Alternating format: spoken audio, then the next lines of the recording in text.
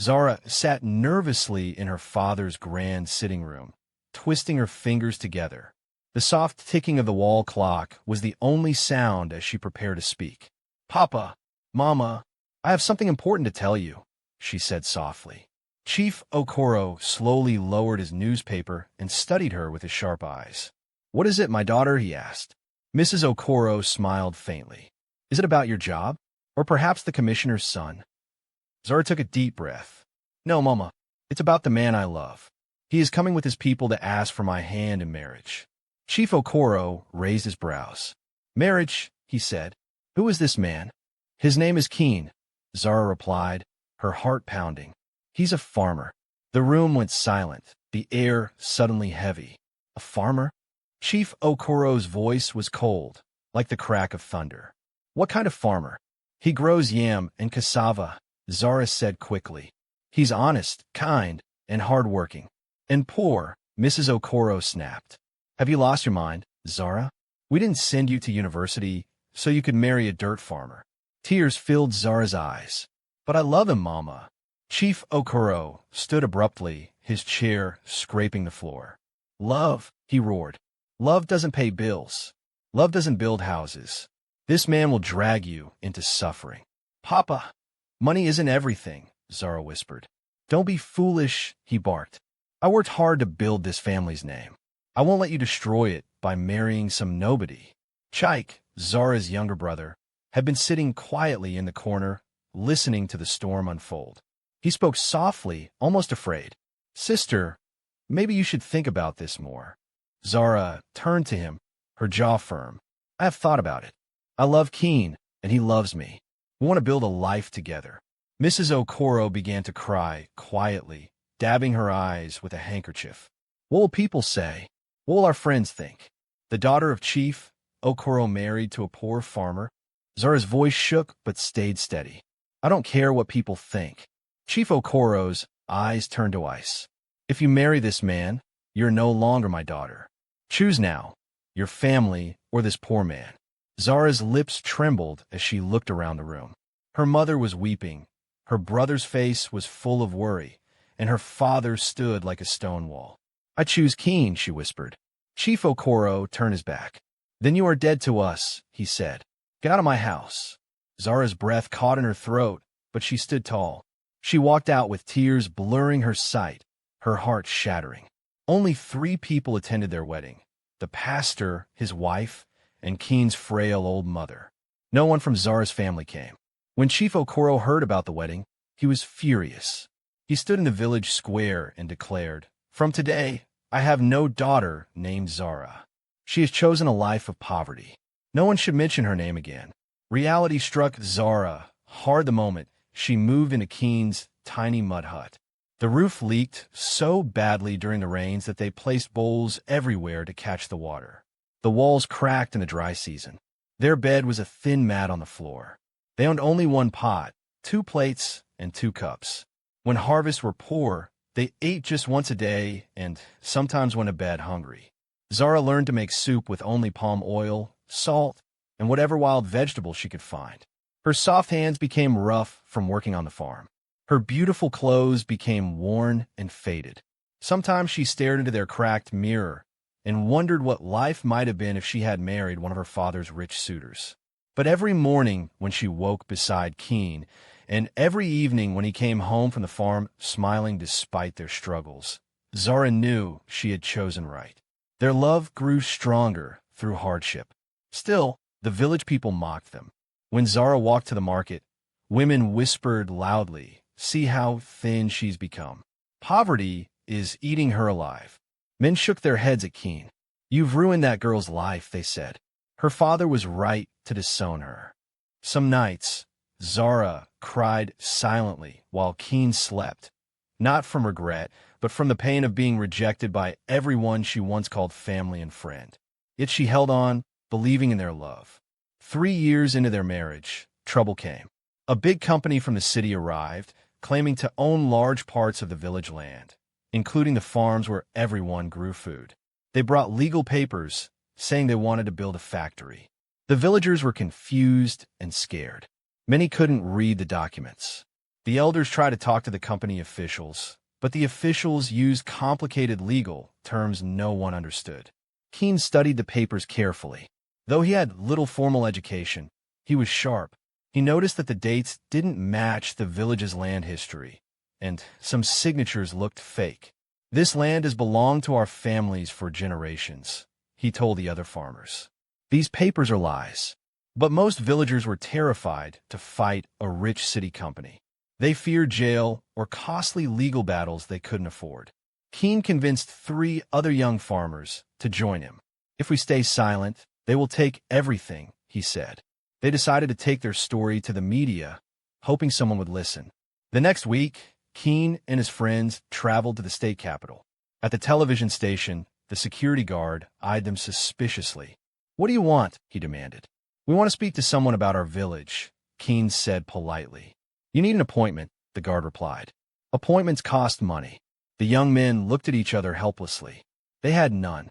"Please, sir," Kene said desperately. "Our land is being stolen. We just want someone to hear us." The guard was about to chase them away when a young reporter named Jennifer walked past. "What's happening here?" she asked.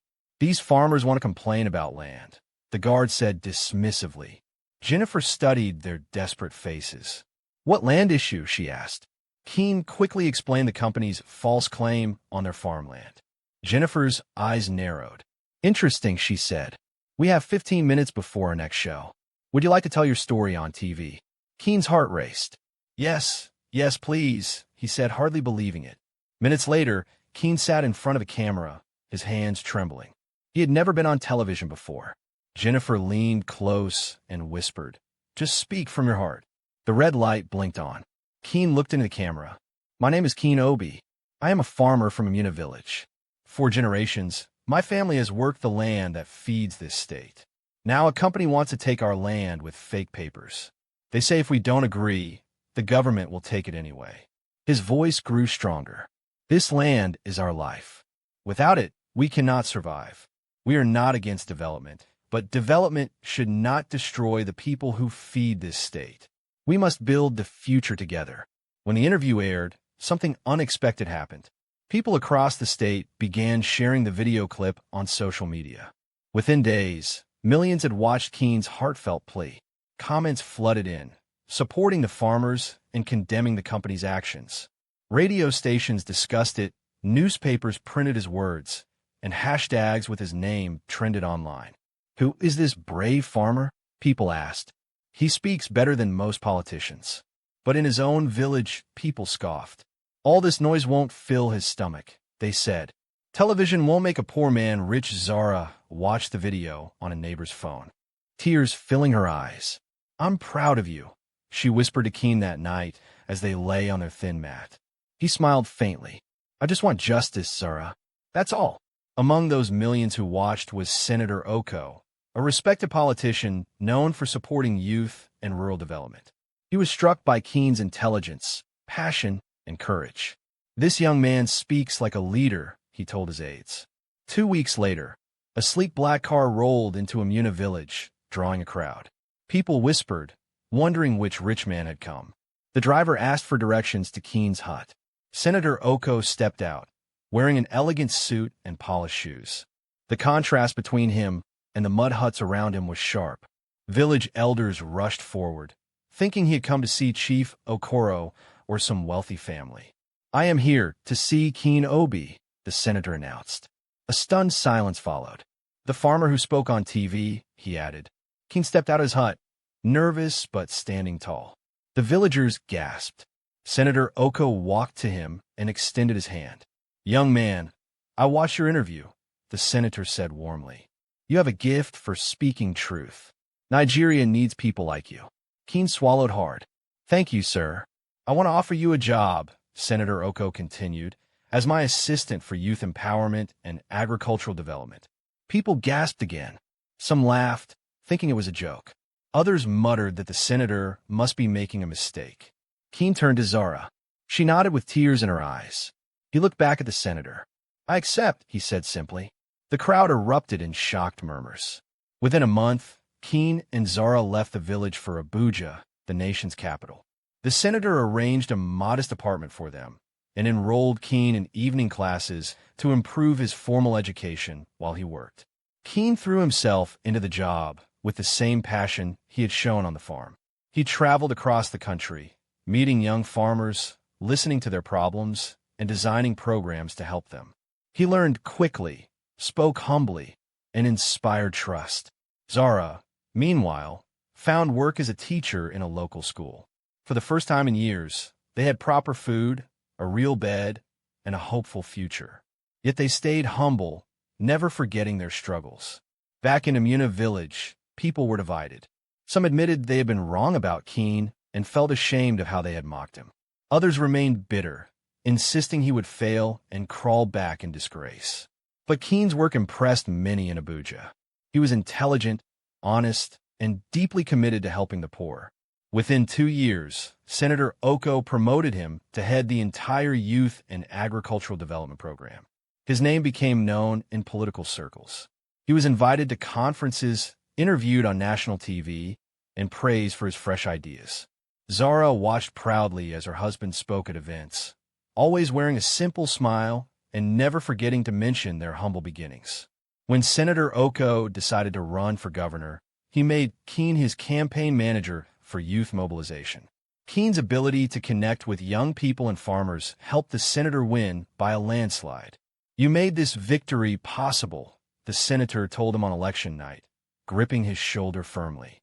As a reward, the new governor appointed Kene as Commissioner for Agricultural Development, one of the youngest commissioners in the state's history. When the news reached Amuna village, people were stunned. Some whispered, "He thinks he's better than us now." Others said grudgingly, "Maybe we misjudged him." Zara simply smiled quietly to herself. She knew they hadn't seen anything yet. 7 years after leaving Amuna, Kene had become one of the most respected young politicians in Nigeria. His programs helped millions of farmers increase their income. When the ruling party began searching for a presidential candidate who could inspire young people and rural voters, Kene's name rose to the top. At 35, he would be one of the youngest presidential candidates in Nigeria's history. His campaign message was simple: a new Nigeria for all. He told crowds about his journey from poverty to purpose, promising that every Nigerian child, rich or poor, could achieve their dreams through hard work and education. Young people across the country rallied behind him. Farmers who had once been his peers now became his campaign volunteers. Social media exploded with his story. Videos of him speaking drew millions of views. Banners with his smiling face hung from trees, buildings, and motorbikes. Youths marched in the streets, chanting his name. But back in Amuna, the reaction was hostile. "Who does he think he is?" Chief Okoro scoffed publicly. "A nobody, now trying to rule over us." Village youths held meetings urging people not to vote for him. "He's forgotten us," they claimed. "He only cares about impressing city people." Even when Zara sent gifts and built a small library in the village, they rejected it, saying he is just buying votes. The bitterness in their voices did not shake Kene. He kept campaigning, smiling through the pain. On election day, the whole country held its breath. Despite Kene being from their village, most people in Amuna voted against him. They could not accept that someone they once mocked could rise so high. But the rest of Nigeria had a different opinion. Kene won the election with the largest margin in recent history. Young people, farmers, and working-class citizens across all 36 states voted for him. That night, when the results were announced, people danced in the streets. Zara watched him from the side of the stage as he raised his hand in victory. She felt her heart burst with pride. The boy from the leaking hut was now the president-elect of Nigeria. On Inauguration Day, millions watched on television as Kene took the oath of office. Standing beside him was Zara, now the First Lady of Nigeria, wearing a dazzling, traditional dress that honored their heritage. The same woman who had once slept on a mat in a leaking hut now stood among world leaders. The news reached Amuna quickly. People gathered around radios, stunned. "Our poor farmer is now president," they whispered. "The woman we called an outcast is now the First Lady." But no one was more shocked than Chief Okoro. Chike quietly approached him. "Papa, Zara's husband is now the president." Chief Okoro sat frozen, his face pale. The daughter he had disowned was now the most powerful woman in the country. Chief Okoro sat in stunned silence. His hands trembled slightly on the arm of his chair. "What have I done?" he whispered, barely loud enough for Chike to hear. Mrs. Okoro's eyes filled with tears. "We lost our daughter for nothing," she said bitterly. "For pride. For foolishness." Chief Okoro said nothing more that night. He didn't eat. He didn't sleep. He simply stared at the wall while memories of Zara as a little girl flooded his mind. Her laughter, her dreams, her stubborn spirit. And now, she was the First Lady of Nigeria. By morning, he stood at the doorway, his face lined with regret. "We must go to Abuja," he told his family quietly. "We must ask her to forgive us." The journey to Abuja was long and silent. No one in the car spoke. Mrs. Okoro clutched her handbag tightly, her knuckles white. Chike stared out the window, watching villages and farmlands blur by. When they finally reached the presidential villa, they were awed by its sheer grandeur. The sparkling white walls, the neatly trimmed lawns, the guards in crisp uniforms. "Are we really welcome here?" Chike whispered nervously. "We have to try," Mrs. Okoro said. They stepped out, their clothes plain and their hearts pounding. A uniformed guard stopped them at the gate. "State your business," he said firmly. We are here to see the First Lady," Chief Okoro stammered. "We are her family." The guard raised an eyebrow. "Do you have an appointment?" "No," Chief Okoro admitted. The guard frowned. "No one sees the First Lady without an appointment." They stood helplessly until a female aide walked by and overheard. She studied them curiously. "What is your name?" she asked. "Zara Okoro is my daughter," Chief Okoro said softly. The aide's eyes widened. "Your daughter?" She pulled out her tablet. "Wait here." Minutes later she returned. "The First Lady is in a meeting with the wives of other world leaders. But she said she will see you." Mrs. Okoro's breath caught. "She will." The aide nodded. "Follow me." They were led through gleaming marble halls into an elegant office.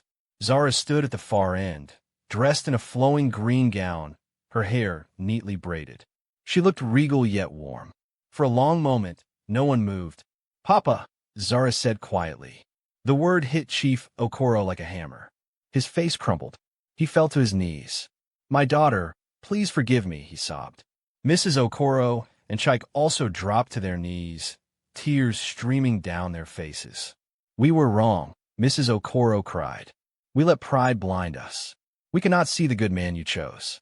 We cannot see your heart." Zara stood very still, her heart pounding. 10 years of hurt and anger surged inside her. She remembered nights of hunger, the cruel whispers in the market, the cold rain dripping through the roof as she cried silently. But she also remembered who she had become, the woman who rose from dust to glory. Slowly, she walked toward them. "Get up, Papa," she said gently. Chief Okoro lifted his head, tears on his cheeks. "I hold no anger in my heart," Zara said softly. "You are my family. Families make mistakes, but I hope you have learned from this." Chief Okoro sobbed harder and bowed his head. "I have, my daughter. I have." Zara helped her parents and brother to their feet. "Come," she said quietly. "You will stay for dinner." That night, they sat at a long table laden with food, an awkward silence settling between them. Chike finally spoke. "You're different, sister," he said quietly. Zara smiled faintly. "I had to be." Mrs. Okoro dabbed her eyes. "You're stronger than I ever imagined." Zara reached for her mother's hand. "Strength grows in pain, Mama." They ate slowly, speaking in small fragments. Chief Okoro hardly touched his food. He kept staring at Zara as if she might vanish. Still struggling to believe the daughter he cast away was now one of the most powerful women in the world. 6 months later, President Kene announced a major development project for rural communities. Amuna Village was chosen as one of the first beneficiaries. The project included electricity, clean water, a modern school, a health clinic, and an agricultural processing center to help farmers earn better prices for their crops. When the news reached the village, people were stunned. "Our village? First," they gasped. The same people who once mocked Kene now praised him. "He has forgiven us," they said, even when we voted against him. The elders shook their heads in shame. We allowed jealousy and pride to blind us, one muttered. He has shown us what true leadership is. On the day the project was launched, Kene and Zara returned to Amuna for the first time in years. The villagers gathered in huge numbers, cheering as their motorcade arrived. Children waved small Nigerian flags. Women danced in colorful wrappers, singing songs of welcome. Kene stepped out of the car, smiling humbly. "I've missed home," he said. Some villagers hung back awkwardly, ashamed of how they had treated him. One old man shuffled forward and knelt. "Forgive us, my son," he said, voice trembling. Kene quickly lifted him up. "Please stand," he said gently. "There is nothing to forgive. What matters is that we build a better future together." Zara's eyes glistened as she stood on the podium beside her husband. She saw familiar faces in the crowd, women who had once mocked her, men who had laughed at their poverty. Now, those same people clapped and shouted her name. A group of schoolgirls held up a sign. "Thank you, Auntie Zara." Tears slid down her cheeks. She thought of the leaking hut, the empty bowls, the nights she cried alone. And she thought of the little girl she had been, the girl who chose love over comfort. As a new school building was unveiled, Zara whispered to Kene, "We made it." He smiled at her softly. "Yes, my love, we made it." That evening, as the sun set over Amuna, Zara and Kene walked quietly through the old farmland where their story had begun. The fields were lush and green again. Birds sang overhead. "Do you ever regret it?" Kene asked softly. Zara shook her head. "Never. It was all worth it." He slipped his hand into hers. "They call me a poor farmer," he said. "But you saw more in me." Zara smiled, leaning her head on his shoulder. "I saw who you were, not what you had." The wind whispered through the tall grass as they stood there, no longer outcasts, but symbols of hope. Their love had endured, and it had changed the world. News of the Amuna project spread across the country. Newspapers carried photos of the once-forgotten village, now buzzing with new life. Reporters interviewed villagers who spoke with pride about how their land had changed. "We used to walk miles to fetch water," one woman said, smiling. "Now we have clean water right here." Children ran through the new schoolyard laughing. Farmers brought their cassava to the new processing center and received fair prices for the first time. Even the biggest critics of Kene and Amuna could not deny the transformation. "He gave us more than we ever expected," the village chief admitted on national radio. Zara listened quietly from her office, tears forming in her eyes. "This is only the beginning," she whispered to herself. Back in Abuja, Kene worked tirelessly. His days began before sunrise and ended long after sunset. He met with governors, international investors, and youth leaders from across the nation. Yet, no matter how busy he became, he always returned home to Zara each evening. "You look exhausted," she would say, helping him off with his jacket. "I'm fine," he'd reply, smiling faintly, "just thinking about the next project." Sometimes she worried he was pushing himself too hard. "You don't have to carry the whole country on your shoulders," she told him gently one night. He took her hands. "I do it because I know what it feels like to be forgotten. I want no child to go through what we did." Their love remained unshaken despite the weight of their responsibilities. Late at night, they would sit on the balcony overlooking the city lights, sharing quiet laughter. "Do you remember when the roof leaked so badly we had to sleep holding umbrellas?" Zara said one evening. Kene chuckled. "And when the wind blew our cooking fire out, and we ate raw Gary with palm oil." They both laughed until tears came. Those memories, though painful, bound them together. "Everything we suffered built us," Kene said softly. "It made us stronger." Zara nodded. "And it taught us to never look down on anyone." One evening, Kene visited a youth conference and spoke about his journey. Thousands of students listened in awe. "I was once just a poor farmer," he told them. "But dreams are not for the rich alone. They are for anyone brave enough to chase them." Afterward, a shy boy approached him. "Sir, my father says we are too poor to matter," the boy said. Kene knelt to meet his eyes. "Tell your father he is wrong," he said gently. "Greatness is not born in riches. It is born in courage." Zara watched from the side of the stage, her heart swelling with pride. The boy's eyes sparkled with new hope as he walked away. As months passed, invitations poured in from foreign leaders who wanted to meet the new president. Zara often joined him on official trips, representing Nigeria with elegance and warmth. In Paris, journalists praised her grace. In Kenya, schoolgirls chanted her name. Yet she never forgot where she came from. At each event, she spoke about the power of believing in people when they seemed to have nothing.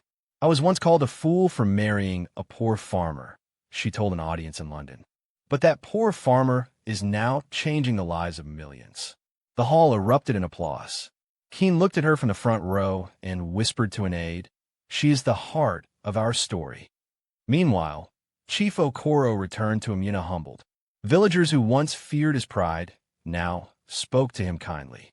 He often sat under the big mango tree, watching children play near the new school. "Life can surprise a man," he would say to anyone who stopped by. One afternoon, an old friend joined him. "Your daughter has brought glory to us all," the man said. Chief Okoro nodded, his eyes misty. "She brought glory and forgiveness. More than I deserve."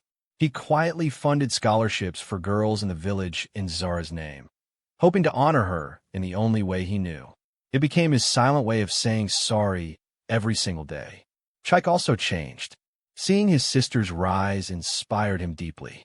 He studied hard, earned a degree in engineering, and joined one of the rural development projects Zara had championed. One evening he called her. "Sister, I've been posted to build solar grids in the northern villages," he said excitedly. Zara's voice lit with joy. "I'm proud of you, Chike. Go and shine your light." He chuckled. "I just want to follow your footsteps." "Don't follow my footsteps," Zara replied softly. "Make your own. Just walk them with kindness." Chike promised he would. That night, Zara sat quietly, realizing how far their family had come from the day she was cast out. But not everyone celebrated Kene's success. In politics, rivals began plotting against him. Whispers of jealousy filled secret rooms. Some called him too young. Others claimed he lacked experience. Fake scandals appeared in newspapers, accusing him of stealing public funds. Kene ignored them at first, focusing on his work, but Zara saw the strain in his eyes. "They are afraid of you," she told him gently one night, "because you are changing the system." Kene sighed. Change always scares those who profit from the old ways. She placed her hand on his. "Then hold steady. You were born for this." He smiled faintly, finding strength in her words. One day, a powerful rival staged a protest outside the presidential gates, accusing Kene of favoring his own village. Hundreds of angry people shouted. Kene stood at the balcony, watching them. "Should we call the police?" an aide asked. "No," Kene said firmly. "Bring me a microphone." Minutes later, he stood before the crowd. "I am not here to favor one village," he said calmly. "I am here to serve every Nigerian child from every corner." His voice carried strength but not anger. Slowly, the shouting faded. Some began to clap. By the time he finished speaking, the protest had melted into applause. Zara stood behind him, tears shining in her eyes. That night, as they lay side by side, Zara touched his cheek gently. "You turned anger into hope today," she whispered. Kene smiled faintly. "I just spoke the truth." She nestled closer. "That is why they will follow you." He wrapped an arm around her shoulders and gazed at the ceiling. "Do you ever think about how far we've come?" he asked softly. Zara nodded. "Every day, and I thank God for every step." Silence settled between them, warm and peaceful. Outside, the city lights sparkled like stars. Once, they had slept under a leaking roof. Now, they lay at the heart of a nation they were changing together, hand in hand. The next morning, Zara woke up before sunrise. She stood quietly by the window, watching the faint light creep across the city. Kene stirred. "You're awake early," he murmured. She smiled. "I couldn't sleep. I keep thinking about all the children who will go to school because of what we've built." Kene sat up, rubbing his eyes. "That's why I love you," he said softly. "You never forget who it's really about." Zara turned, her eyes warm. "We were those children once." He crossed the room and wrapped his arms around her. "And because we will never stop fighting for them." Their embrace said what words could not, that their hearts beat for the forgotten. Later that week, Zara visited a rural hospital funded by their administration. The small waiting room was packed with mothers holding sick babies, old men coughing softly, and children sitting quietly on benches. The chief doctor greeted her nervously. "We've never had the First Lady visit before," he said. Zara smiled gently. "I am still the same village girl, doctor. Please, show me everything." She walked through the wards, asking questions, touching shoulders, speaking with kindness. One young mother burst into tears as she thanked her. "We used to lose babies every month," she sobbed. "Now we have medicine." Zara hugged her. "No mother should bury her child," she said softly. Cameras flashed, but Zara's mind was far away, back to the days when she and Kene had nothing but hope. Meanwhile, Kene met with international leaders in the capital. The meeting room buzzed with tension as they discussed food security, climate change, and trade. A European diplomat leaned forward. "Your country's agricultural turnaround is remarkable," he said. Kene smiled modestly. "It began in one small village, with a leaking roof and empty plates." The diplomats chuckled, thinking he was joking, but his eyes stayed serious. "Real change starts when you believe poor people are not helpless. They're simply waiting for someone to believe in them." The room grew quiet. One by one, the leaders nodded. Later, as Kene left, his aide whispered, "They respect you." Kene replied, "They respect what hope can do." That evening, Zara returned home tired but glowing. Kene was already there, loosening his tie. "How was the hospital?" he asked. "Heartbreaking and beautiful," she said softly. "They are healing." He smiled, pulling her gently into his arms. "You are their hope," he whispered. "No," she said, shaking her head. "We are." They sank onto the couch, holding each other. The palace around them glittered with wealth, but neither of them cared for the gold or chandeliers. What mattered were the lives changing far beyond these walls, the children laughing in new schools, the farmers earning fair prices, the mothers no longer burying their babies. That was their true treasure. Months passed quickly. Kene launched new agricultural reforms that boosted food production nationwide. He created youth cooperatives, gave farmers access to technology, and built storage centers to end waste. Critics who once mocked him now praised him as a visionary. Yet he never boasted. At every press conference, he reminded the nation, "I was once a hungry farmer. I will never forget what hunger feels like." People trusted him because he never pretended to be perfect. He spoke with humility, and his honesty became his armor. Zara often watched from the sidelines, silently praying for his strength. She knew how much weight he carried, and how lonely leadership could be. One night, as they prepared for bed, Zara noticed him staring blankly at the ceiling. "Kene," she asked softly. He blinked and smiled faintly. "I was thinking how strange life is. One choice can change everything." She reached out, touching his hand. "You mean when I chose you?" He chuckled quietly. "Yes, that one brave choice built all of this." She squeezed his fingers. "And I would choose you again, even if it meant starting in that leaking hut." He turned his head toward her, his eyes glistening. "I know. That's why I became who I am. Because you believed in who I could be." Soon, they were invited to the United Nations to speak about youth empowerment. On the grand stage in New York, lights blazing, Kene told the world his story. "I stand here not as one who was born into wealth," he said, his voice steady, "but as one who once owned nothing but faith." The audience listened in rapt silence. Zara watched from the front row, her heart pounding. When he finished, the entire hall rose in a standing ovation. Later, reporters swarmed them. "Mr. President, what drives you?" one asked. Kene smiled gently. "Love," he said simply. "Love for the forgotten." That quote circled the globe within hours.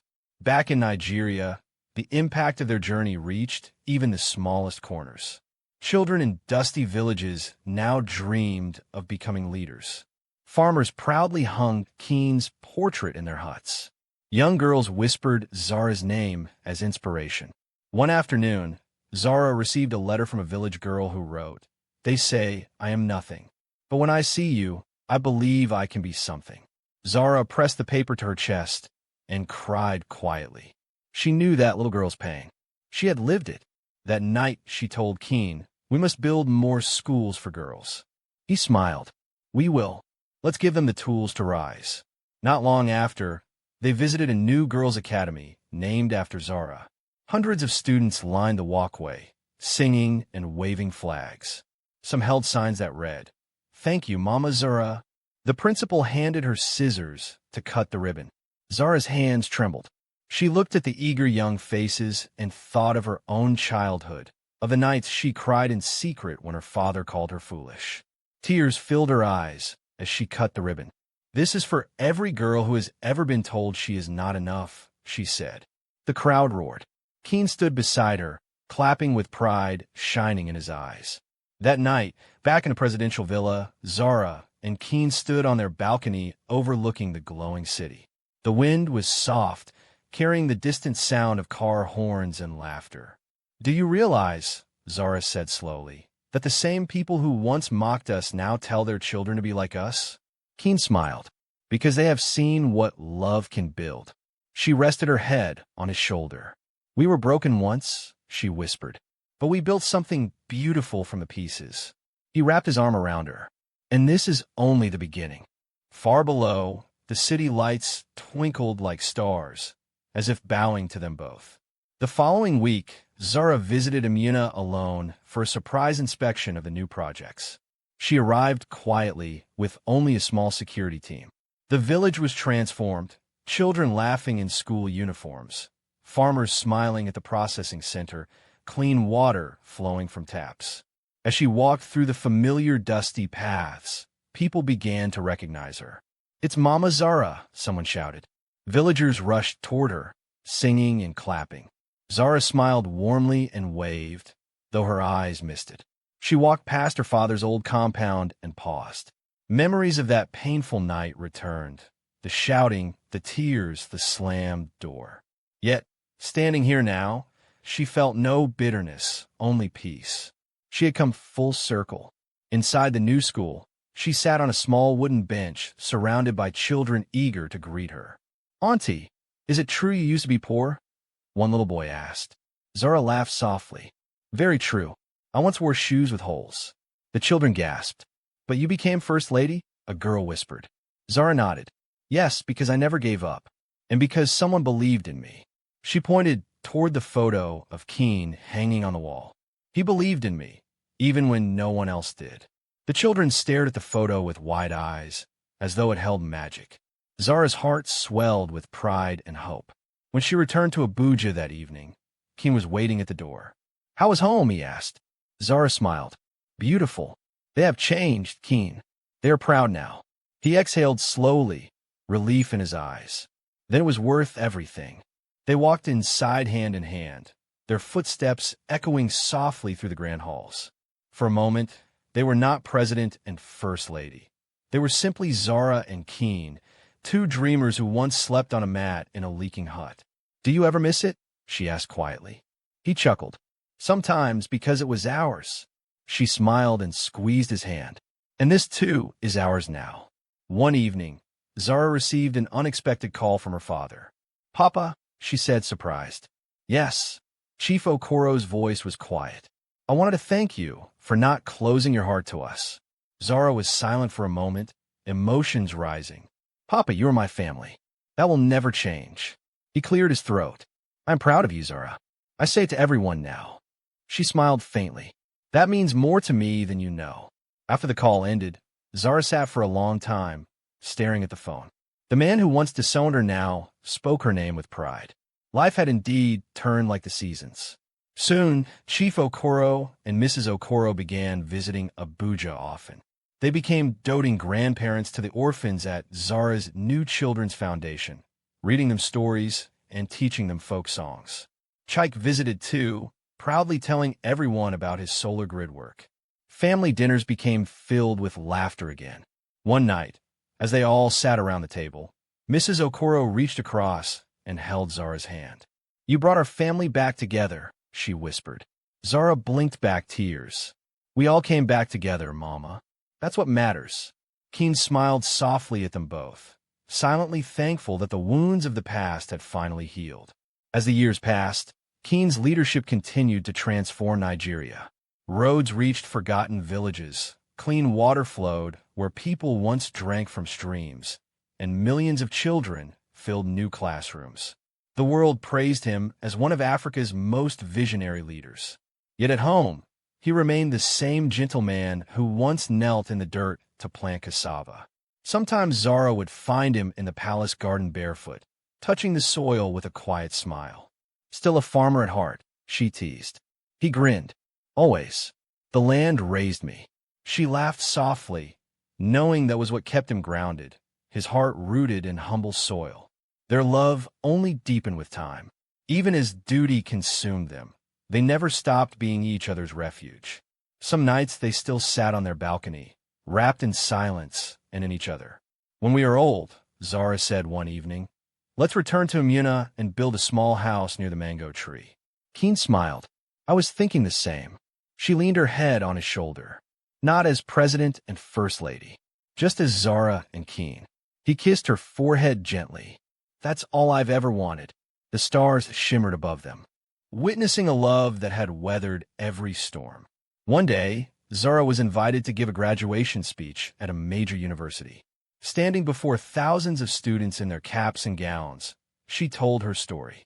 They said I was foolish to marry a poor farmer, she said, her voice clear. But I saw his heart, and he saw mine. The hall grew silent. Do not measure people by what they have, she continued. Measure them by their character, their dreams, and their determination. The students rose in thunderous applause. Many had tears in their eyes. Zara smiled through her own tears, praying her words would plant seeds of hope in every heart there. Later that night, Zara returned home to find Kene waiting on the balcony. He had watched her speech online. You move them, he said softly. You always do. She smiled. I only told the truth. He took her hands. Zara, do you realize what we've done? She tilted her head. What? He looked out at the city lights. We showed the world that love can build nations. She felt tears sting her eyes. And forgiveness can heal them. They stood there in silence, holding each other as the wind whispered around them, carrying their story into the night. Years from that first painful night, Zara often thought about the girl she had been, the girl who defied her wealthy family to marry a poor farmer. That choice had cost her everything, yet given her the world. She had been mocked, cast out, and left to sleep on a cold mat. But she had chosen love, and love had carried her from a leaking hut to the grand halls of power, from rejection to respect, from despair to destiny. Whenever people asked her the secret of her journey, she would smile and say, never judge people by where they are. Judge them by who they are. The poor man today might be the leader of tomorrow. And she knew it was true because she had lived it